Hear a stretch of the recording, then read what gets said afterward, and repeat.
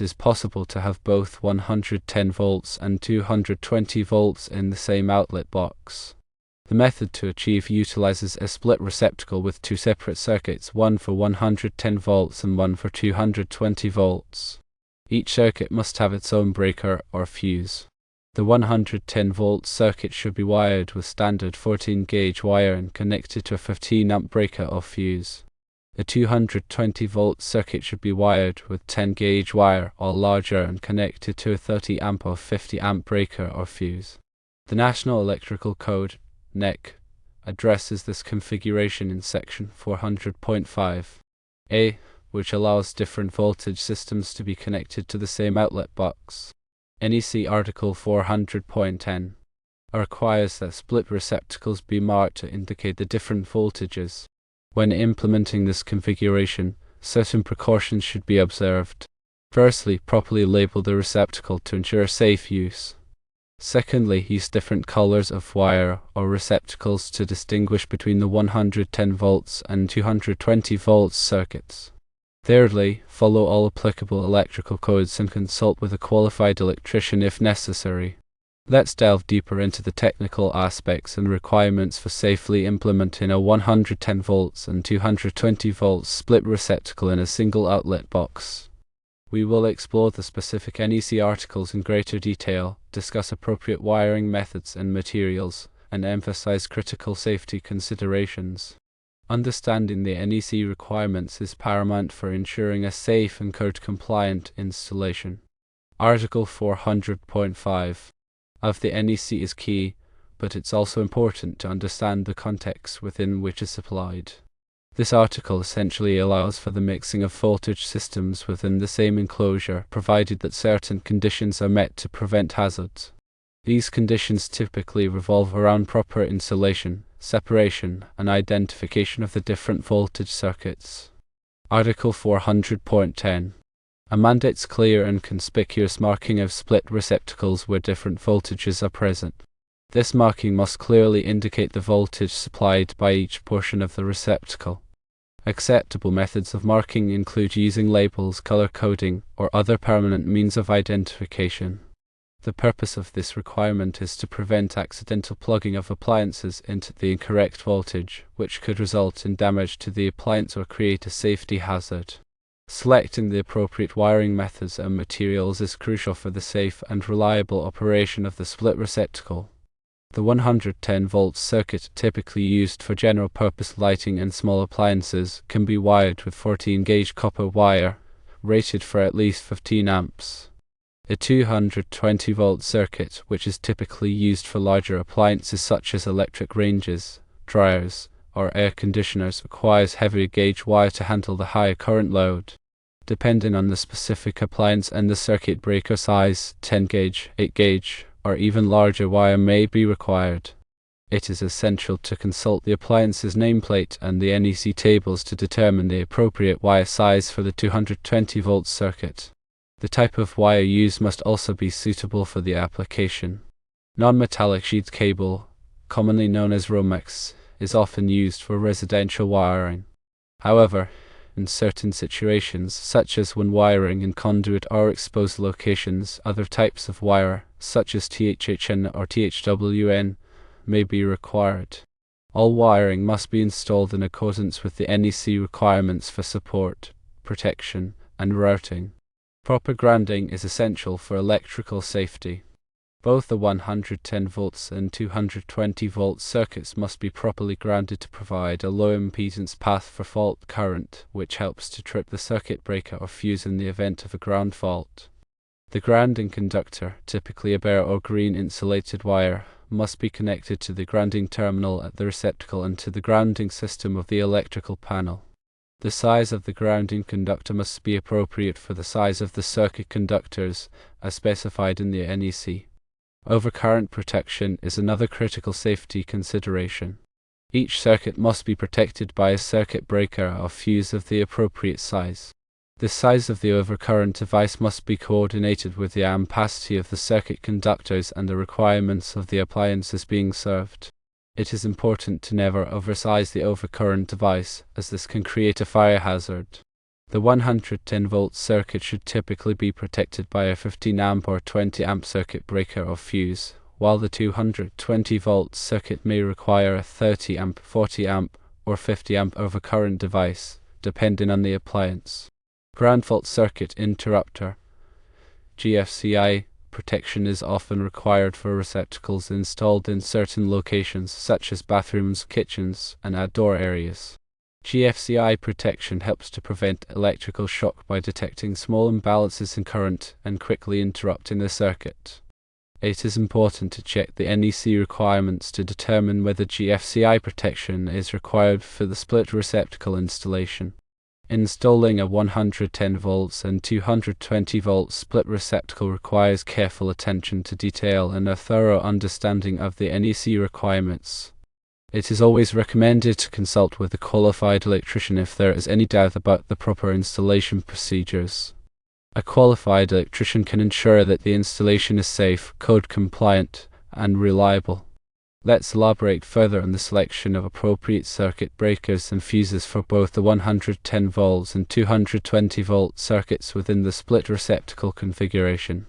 This is a crucial aspect of ensuring electrical safety and preventing overloads or short circuits that could lead to fire hazards.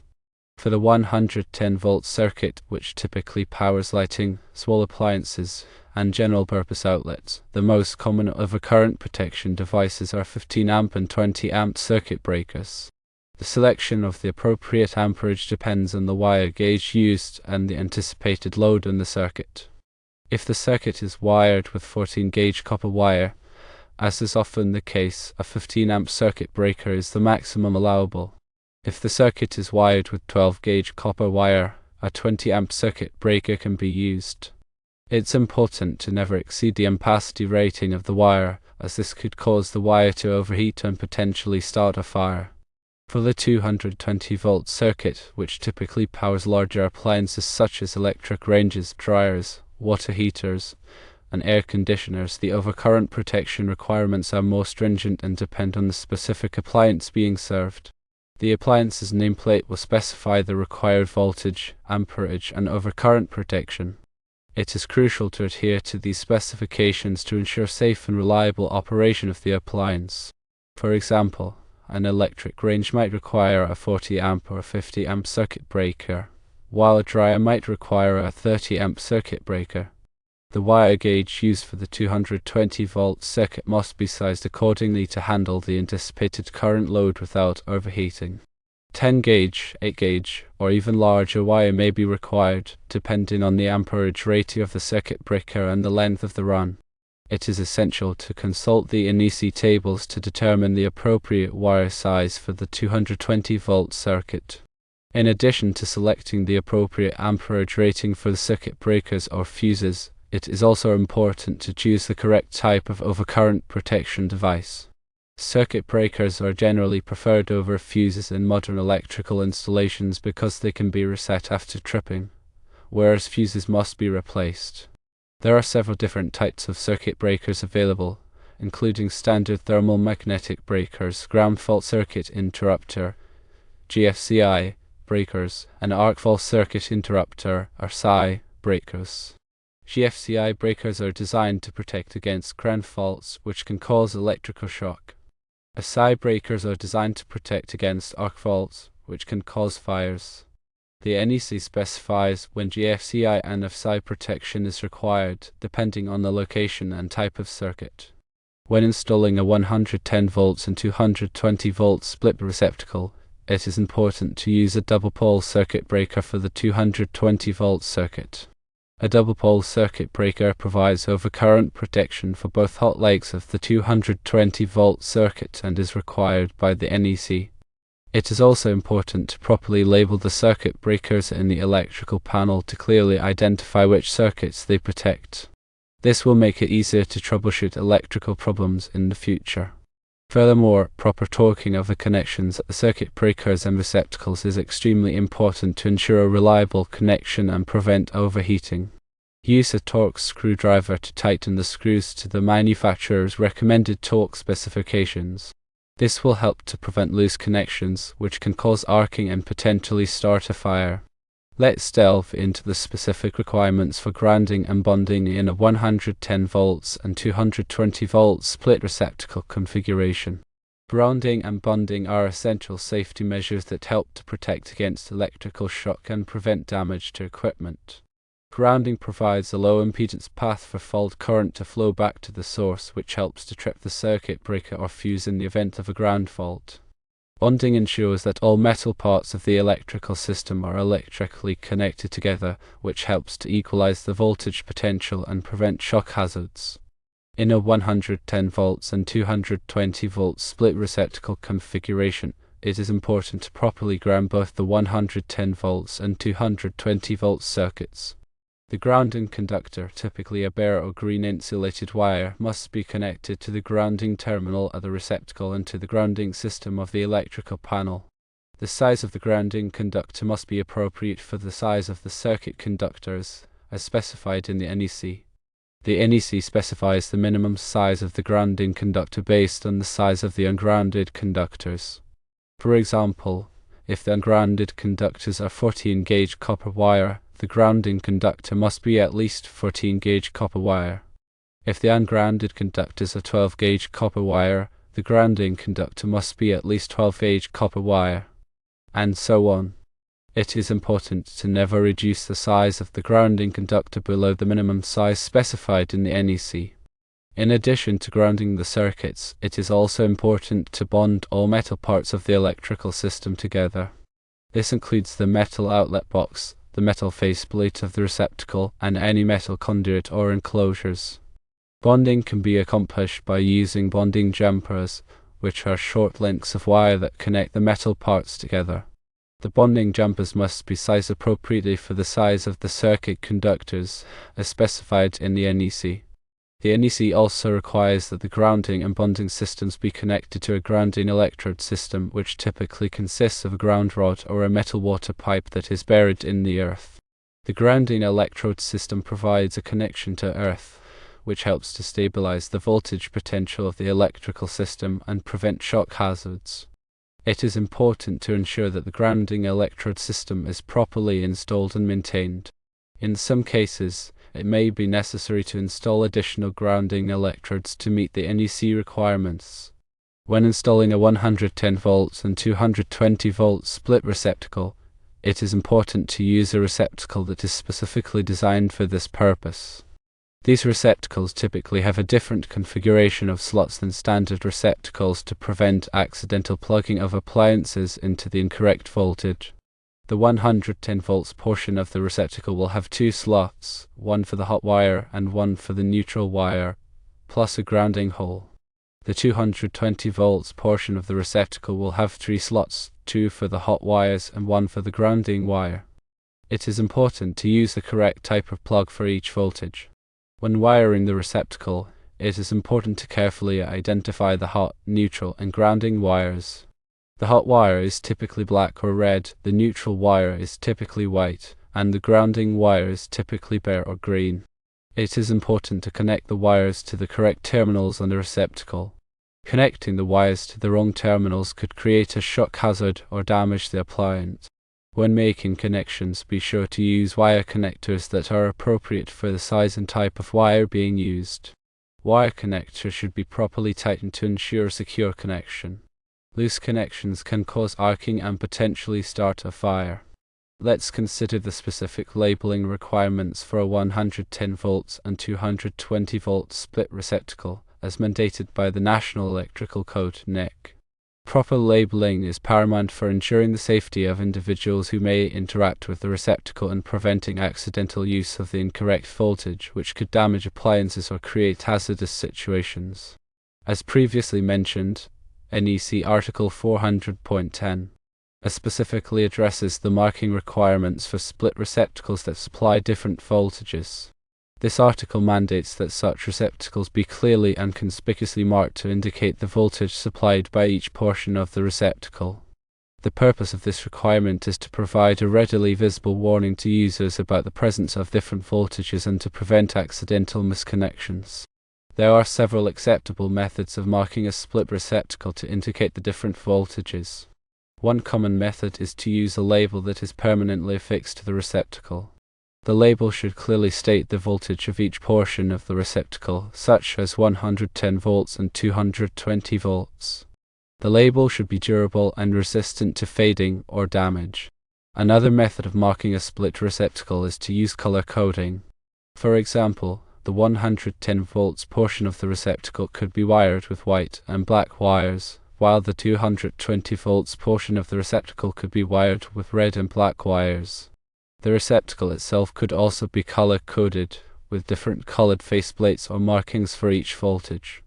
However, it is important to note that color coding alone may not be sufficient to meet the NEC requirements. The NEC requires that the voltage be clearly indicated, and color coding may not be readily understood by all users. In addition to labeling the receptacle itself, it is also important to label the circuit breakers in the electrical panel that supply the split receptacle. The circuit breakers should be clearly marked to indicate which portion of the receptacle they protect and the voltage of that portion. This will make it easier to troubleshoot electrical problems in the future and prevent accidental disconnection of the wrong circuit. It is also important to ensure that the labeling is consistent throughout the electrical system. All receptacles, circuit breakers, and other electrical equipment should be labeled in a clear and consistent manner to avoid confusion and ensure safety. The labeling should be easy to read and understand, even in low light conditions. The use of standardized symbols or abbreviations can also be helpful in conveying information quickly and effectively. When installing a 110 volts and 220 volts split receptacle, it is important to take the time to properly label the receptacle and the circuit breakers. This is a small investment that can pay off in a big way by preventing accidents and ensuring the safety of everyone who uses the electrical system. Let's examine the specific considerations for selecting and installing the appropriate outlet box for a 110 volts and 220 volts split receptacle configuration. The outlet box serves as the enclosure for the receptacle and provides mechanical protection for the wiring connections. It is important to choose an outlet box that is properly sized and rated for the intended application. The size of the outlet box must be sufficient to accommodate the wiring, wire connectors, and receptacle without overcrowding. Overcrowding can make it difficult to make proper connections and can also lead to overheating. The NEC specifies the minimum size of outlet boxes based on the number and size of conductors entering the box. The NEC also specifies the maximum number of conductors that are allowed in an outlet box of a given size. It is important to consult the NEC tables to determine the appropriate size of outlet box for the specific application. In addition to the size of the outlet box, it is also important to consider the material of the outlet box. Outlet boxes are typically made of metal or plastic. Metal outlet boxes are more durable and provide better protection against fire. Plastic outlet boxes are less expensive and easier to install. The choice of material depends on the specific application and the local building codes. When installing an outlet box, it is important to securely mount it to a structural member of the building. The outlet box should be flush with the finished wall surface. The NEC specifies the requirements for mounting outlet boxes. It is also important to properly ground the outlet box. Metal outlet boxes must be grounded to the grounding system of the electrical system. Plastic outlet boxes do not need to be grounded. When wiring the receptacle, it is important to carefully route the wires into the outlet box. The wires should be neatly arranged and secured to the outlet box with cable clamps or connectors. The wires should not be twisted or kinked. The wire connectors should be properly tightened to ensure a secure connection. When installing a 110 volts and 220 volts split receptacle, it is important to use an outlet box that is specifically designed for this purpose. These outlet boxes typically have a divider or barrier that separates the 110 volts and 220 volt circuits. This helps to prevent accidental contact between the two circuits. The outlet box should be clearly labeled to indicate that it contains both 110 volts and 220 volt circuits. This will alert electricians and other personnel to the presence of different voltages. It is always recommended to consult with a qualified electrician when installing electrical equipment. A qualified electrician can ensure that the installation is safe and code compliant. Let's further discuss the importance of consulting with a qualified electrician when dealing with a 110 volts and 220 volt split receptacle installation. While the information provided here aims to be comprehensive, electrical work can be inherently dangerous if not performed correctly. A qualified electrician possesses the knowledge, skills, and experience necessary to ensure a safe and code-compliant installation. Here's why seeking professional assistance is highly recommended. Firstly, code compliance. Electrical codes, such as the National Electrical Code (NEC), are complex and constantly evolving. A qualified electrician is familiar with the latest code requirements and can ensure that the installation meets all applicable standards. This is crucial for preventing electrical hazards and ensuring the safety of the occupants of the building. Secondly, safety. Working with electricity can be dangerous if not done properly. A qualified electrician is trained to identify and mitigate electrical hazards such as shock, electrocution, and fire. They have the proper tools and equipment to perform electrical work safely. Thirdly, experience. A qualified electrician has years of experience working with electrical systems. They have encountered a wide range of electrical problems and know how to solve them. They can identify potential problems before they become serious and can recommend the best solutions. Fourthly, proper tools and equipment. Electrical work requires specialized tools and equipment, such as wire strippers, crimpers, multimeters, and voltage testers. A qualified electrician has these tools and knows how to use them safely and effectively. Fifthly, insurance and liability. A qualified electrician is typically insured and bonded. This protects the homeowner from liability in case of accidents or damage caused by the electrical work. Sixthly, warranty. A qualified electrician typically offers a warranty on their work. This provides peace of mind knowing that the electrical installation is guaranteed to be free from defects. When hiring an electrician, it is important to verify their qualifications and experience. Ask for references and check their licensing and insurance status. It is also a good idea to get multiple bids from different electricians before making a decision. A qualified electrician can provide valuable advice and guidance on all aspects of the electrical installation, from selecting the appropriate materials to ensuring that the work is done safely and code compliant. They can also help to troubleshoot electrical problems and perform repairs. While it may be tempting to try to save money by doing electrical work yourself, it is important to weigh the risks and benefits carefully. In many cases, the cost of hiring a qualified electrician is well worth the peace of mind knowing that the electrical work has been done correctly and safely. Let's delve further into the topic of wire selection, specifically focusing on the different types of wire that are commonly used in electrical wiring and their suitability for a 110 volts and 220 volt split receptacle configuration. Selecting the appropriate type of wire is crucial for ensuring the safe and reliable operation of the electrical system. There are several different types of wire available, each with its own unique properties and applications. The most common types of wire used in residential wiring include non-metallic sheath cable, NM cable, also known as Romex, and individual conductors installed in conduit. NM cable consists of two or more insulated conductors enclosed in a non-metallic sheath. It is commonly used for branch circuits in residential buildings. The most common types of NM cable are NMB and NMC. NMB cable is rated for 90 degrees Celsius, 194 degrees Fahrenheit dry locations, while NMC cable is rated for 60 degrees Celsius, 140 degrees Fahrenheit dry locations. Individual conductors installed in conduit are typically used for more demanding applications such as feeders and services. The most common types of individual conductors are THHN, THWN, and XHHW. THHN wire is rated for 90 degrees Celsius, 194 degrees Fahrenheit dry and damp locations. THWN wire is rated for 75 degrees Celsius, 167 degrees Fahrenheit wet locations. XHHW wire is rated for 90 degrees Celsius, 194 degrees Fahrenheit dry and wet locations. When selecting wire for a 110 volts and 220 volts split receptacle configuration, it is important to consider the following factors. Firstly, voltage rating. The wire must have a voltage rating that is equal to or greater than the voltage of the circuit. For a 110 volt circuit, the wire must have a voltage rating of at least 110 volts.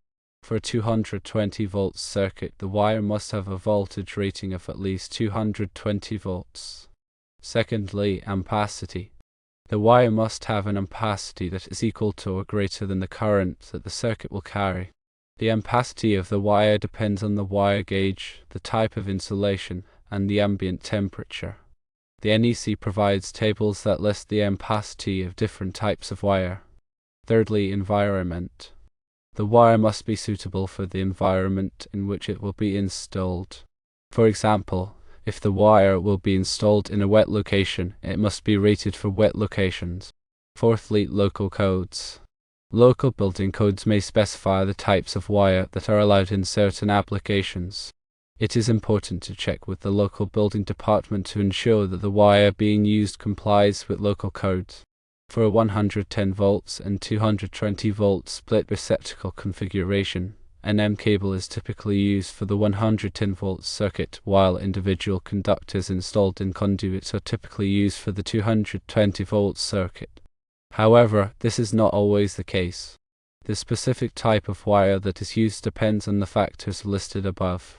It is always recommended to consult with a qualified electrician to determine the appropriate type of wire for the specific application. The electrician can assess the factors listed above and recommend the best type of wire for the job. Let's discuss the use of ground fault circuit interrupter (GFCI) protection in conjunction with a 110 volts and 220 volts split receptacle. GFCI protection is a vital safety measure that can help prevent electrical shock. A GFCI is a device that monitors the current flowing through a circuit and detects any imbalances between the hot and neutral wires. If an imbalance is detected, the GFCI quickly trips the circuit, cutting off the power and preventing electrical shock. GFCI protection is required by the NEC in certain locations where there is a high risk of electrical shock, such as bathrooms, kitchens, and outdoor areas. The NEC also requires GFCI protection for receptacles that serve countertop surfaces in kitchens and for receptacles that are located within 6 feet of a sink or other water source. When installing a 110 volts and 220 volts split receptacle, it is important to consider whether GFCI protection is required for either or both of the circuits. The 110 volt circuit may require GFCI protection if it is located in a location where GFCI protection is required by the NEC. The 220 volt circuit may also require GFCI protection, depending on the specific application and the local building codes. There are several different ways to provide GFCI protection for a 110 volts and 220 volt split receptacle. Firstly, GFCI receptacle. A GFCI receptacle is a receptacle that has built-in GFCI protection. It can be used to protect the receptacle itself and any downstream receptacles on the same circuit. Secondly, GFCI circuit breaker. A GFCI circuit breaker is a circuit breaker that has built-in GFCI protection. It can be used to protect the entire circuit, including all receptacles and other devices on the circuit. Thirdly, separate GFCI devices. Separate GFCI devices can be used to protect each circuit independently. This may be necessary if the 110 volts and 220 volts circuits are located in different areas or if they serve different types of loads. When selecting a GFCI device, it is important to choose a device that is rated for the voltage and current of the circuit. It is also important to choose a device that is listed by a recognized testing laboratory such as UL or ETL. When installing a GFCI device, it is important to follow the manufacturer's instructions carefully. The device should be properly grounded and wired according to the instructions. It is also important to test the GFCI device regularly to ensure that it is functioning properly. To test the GFCI device, press the test button on the device. The device should trip and cut off the power to the circuit. If the device does not trip, it should be replaced immediately. GFCI protection is an important safety measure that can help prevent electrical shock. When installing a 110 volts and 220 volt split receptacle, it is important to consider whether GFCI protection is required and to install the appropriate GFCI devices.